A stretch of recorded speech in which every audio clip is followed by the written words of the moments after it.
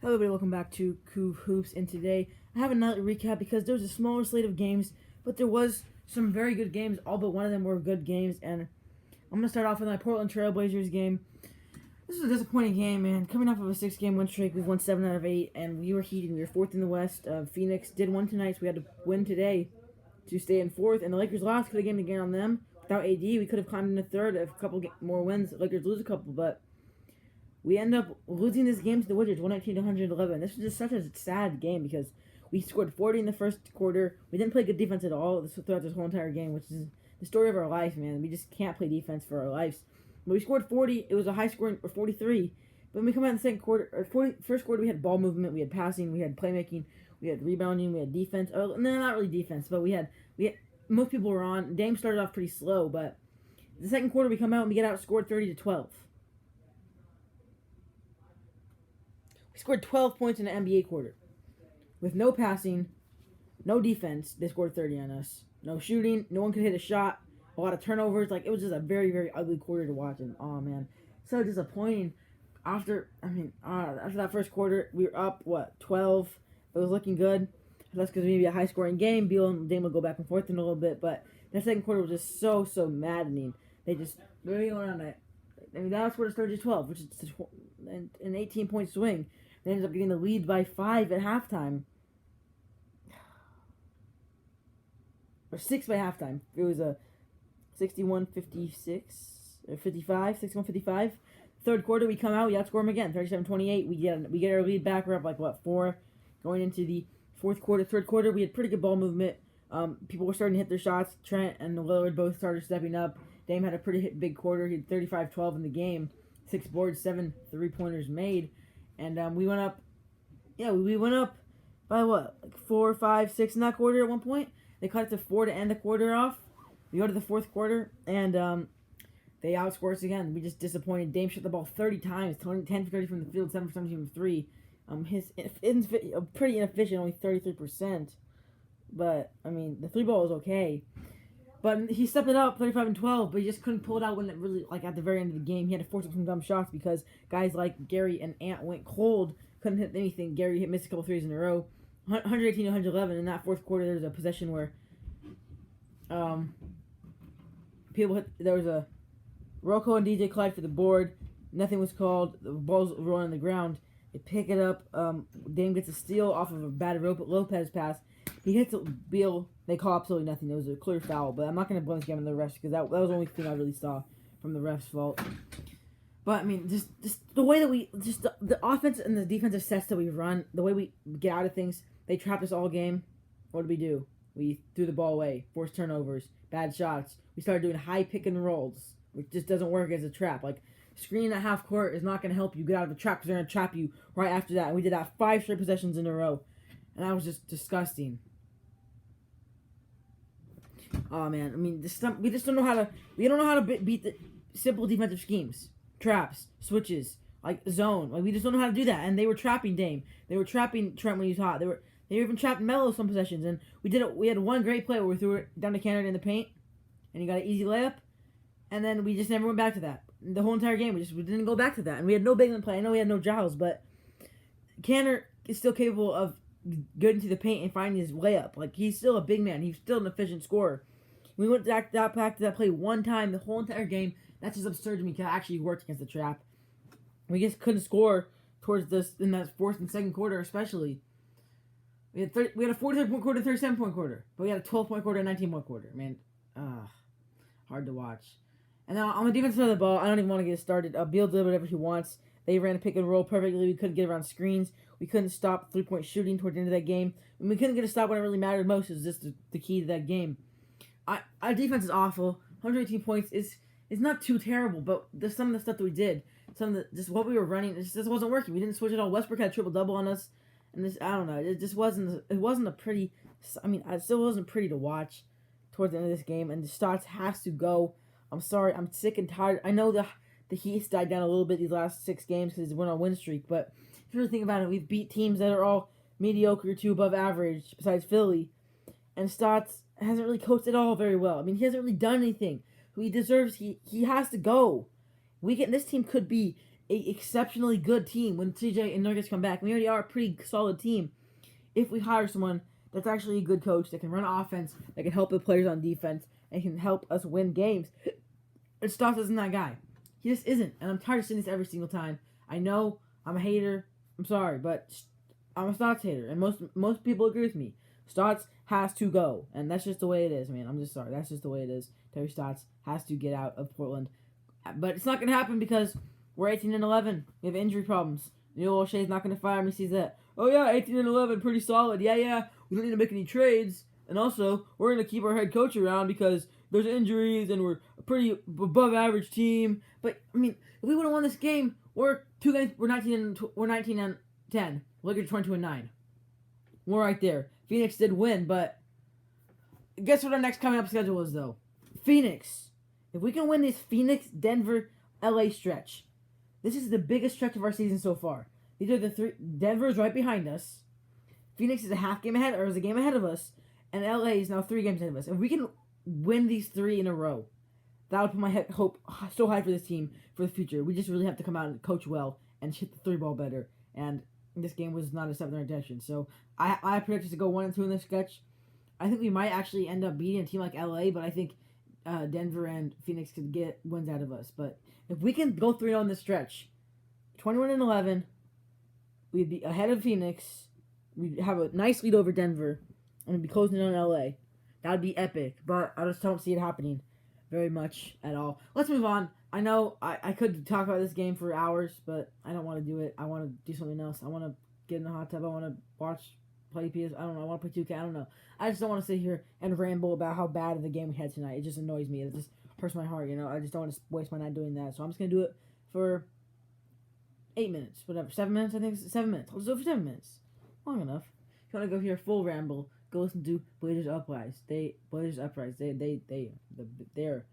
even more extreme than me. I mean, they got full insight. They want Stotts gone so bad, and I love their podcast, man. Love it. All right, moving on to the blowout game, Suns at Grizzlies. I didn't really watch this, but I just know that we needed the Grizzlies to win. They didn't. D-Book had 23-5-5.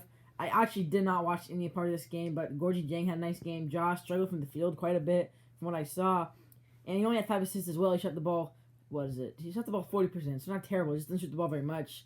And people like Desmond Bain couldn't hit his shot. Xavier Tillman shouldn't hit his shot. Anthony Melton wasn't good. Tyus Jones was bad. And they just got absolutely blown out by this super well-rounded Phoenix Suns team that has just a lot of good scorers. Chris Paul 16-6. David Buck 23. 19 from Mikal Bridges on 85% from the field. Holy cow. Cameron Payne 19 points on 70% from the field. Dario 19 points on 77% from the field. Abdel Nader 4 points. I mean, these random bench players, they just shot the ball so efficiency.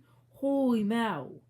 What did I just say? I don't even know if that's even exists, but they shot this ball super efficient, and that's just huge. And they hit the 3-ball really well. They had 24 threes, which is 4 away from the NBA record. I mean, Grizzlies could not hit a 3-point shot. They had 5 threes, 5 for 33, which is awful, absolutely awful. And yeah, Phoenix didn't miss a free throw. Huge game for Phoenix. They needed this win over a pretty good Grizzlies team to stay ahead of us. Hopefully we lose, and we did that. We gave them what they wanted, man. We gave them what they wanted against Washington. Oh boy. All right, moving on. There was 3 more games, and 2 of them were absolutely great, and one of them was pretty great. We'll start off with the pretty great. Bulls versus Kings. Zach LaVine is a closer. Zach LaVine is an all-star. Zach LaVine, I'm sorry. I think I might have actually snubbed you on my list. I feel so bad. I'm so stupid. Oh, he's a guaranteed reserve. This Bulls team is in a playoff spot. What is it, 14-15? They're winning some games. And they just beat a solid Kings team, 122-114. Zach LaVine at 38, closed the game out, 3 steals, 4 rebounds, 3 assists, absolute bucket all night. He was insane. He only shot the ball 18 times? And he still was efficient, 75% from the field, 38 points, quite a few free throws, hit a lot of threes, 4 boards, 3 assists. And then guys like Kobe White, yeah, people say he shouldn't be starting because Tomas Satoransky had 10 points, didn't miss a shot. But I still think that Kobe White deserves to start. I know he has inefficiency problems, but he has 42% of the field, 19 points, which is a pretty solid game. Hit the 3-ball pretty well. Garrett Temple, 14 points, 62% from the field. Patrick Williams had 11 points, solid defense, 11 boards. And then Brenner Clark Jr. had 7, 5, 5, and 2 blocks. Pretty solid defensive night as well. And on the bench, Thad Young had a huge bucket to end the game. Basically, it was a layup, I think, with a dunk, 18 points, 4 and 2 blocks. Tomas Satoransky, great backup point guard, 10 points on the 100% of the field, 4 assists. Arsene Yakino played for some reason. I don't know why. 4 or 5 points, didn't miss a shot though. And Denzel Valentine did not score the ball whatsoever. But for the Kings, man, they just couldn't get a stop. Zach LaVine absolutely balled out. He was a bucket. They couldn't stop him in the end of this game. De'Aaron tried 20 points. Buddy had 23. Marvin Bagley had the best game of the season, 26 and 11. On efficiency, I love to see Marvin Bagley playing better. That's a big sign for this Sacramento Kings team, but you're still losing this close game. Halliburton took a step back, 16 points, but only 37% of the field. Pretty inefficiency problems. And Nemanja Bjelica had a season high when we go back to 9 points, and his trade stock continues to decrease.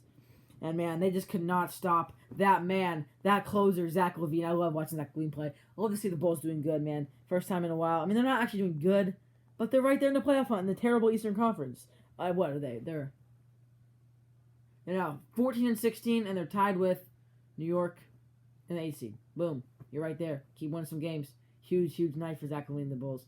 Moving on, the Lakers and the Heat. The national TV game of the night. Kendrick Nunn balled out. Jimmy balled out. And they got this win over the Lakers 96-94 in a game where LeBron James decided to pass the ball and give it to Alex Caruso.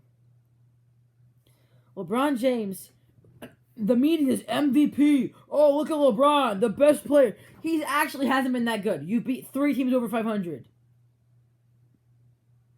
You're beating bad teams. Good for you, LA. But here you go. You get an actual okay team and you lose. Why does LeBron deserve to be? Why does LeBron deserve to be in so much MVP recognition? Yeah, his stats are fine. Yes, he's 36 years old. Oh, what a story, what a chip. But he's not actually playing like the media is making him seem. Damian Lillard deserves to be ahead of LeBron James. Stephen Curry deserves to be ahead of LeBron James. And of course, Jokic and Embiid is the number 1. And I think even Jokic deserves to be ahead of LeBron James. LeBron James is either 5th or 6th because Kevin Durant, when he plays, has been absolutely insane. I don't see how you think LeBron James is the MVP media. You hype him up way too much. Yes, I don't love LeBron, but I like LeBron. I have no hate for LeBron. But I'm not a Bron fan, and I don't think he should be in the MVP chat right now. Like, yes, he should be there, but just because he's having good stats and on a winning team doesn't mean he's actually, like, MVP. I don't know, that's my take on it. He has 19 wins tonight, shot the ball pretty terrible. 9 assists, 9 boards, though, and a block. He just had to pass the ball to Caruso, who missed a game-tying shot. He had 0 points. Did not have a shot all night, which is, I'm not just confused why he got it. Wesley Matthews missed a huge 3 as well, only 10 points. And then KCP with 11, 19 for LeBron, 20 for Kuzma, 18 for Montrezl Harrell, 5 for Talon Horton-Tucker. For the Miami Heat, this is a huge win. Step in the right direction. You've really started to turn around. Kendrick Nunn, 27 points in the starting lineup. He's been absolutely balling as of late. Tyler Hero moved to the bench, 5 points, shot the ball pretty poorly. But guys like Duncan, 11 points, shot the ball pretty bad with 10 boards. Bam, 16 and 10. Jimmy, 24-9 and 24-9 and 5. And then Kelly Olynyk with 4. And then some, 3 from Iguodala and 4 from Princess Achiuwa. It was those top 3 guys, Jimmy, Bam, and Nunn. Those guys all balled out, and Nunn was a huge, huge contributor. Looking like last year, early season, Kendrick Nunn balling out, and they really needed this win, and they pulled it out. They shot the 3-ball pretty poorly. Both teams actually did, but in a game where free throws were being bricked, threes were being bricked, it was a hard-fought defensive game that the Heat pulled out in the 4th quarter to win this game. And, yeah, huge win for the Heat. Love to see it. And finally, Terry Rozier calls game. Terry Rozier, he called game. That's what he does. First buzzer beater of his career. Celtics fans are probably regretting losing him. They want him back. He balled out 36-4, 83 points made, 3 boards, and he hit the buzzer beater game winner after a crazy sequence of events that I'm going to go over right now. So, there's a jump ball. Wait, hold on. So, the Hornets miss a shot.